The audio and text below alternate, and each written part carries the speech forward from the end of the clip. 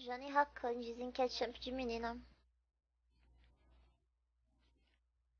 Pergunta se eles querem te comer também.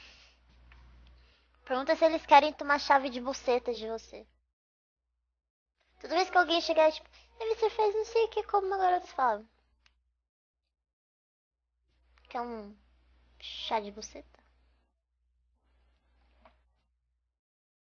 Fala, tipo, eu brinco com os meus próprios peitos. Já é mais que você. Sei lá, mano. Zoa eles. Ô, ser mulher muda a hora, velho.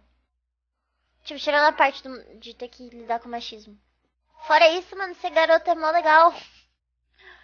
Sério mesmo, mano. A gente tem peitos à disposição o tempo fucking todo.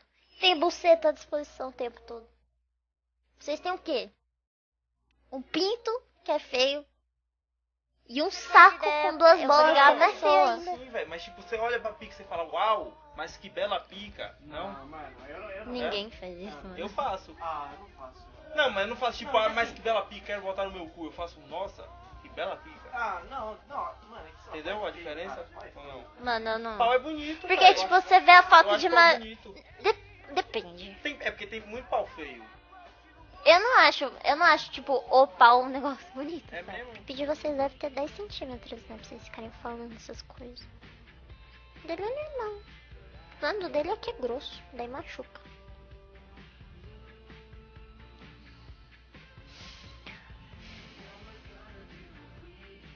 É V.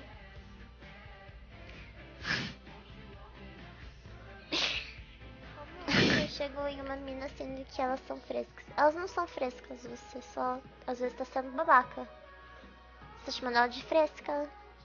Ninguém vai querer ficar com você se você chamar de fresca. Quem pegaria o chefe na moral? Quem pegaria o chefe na moral?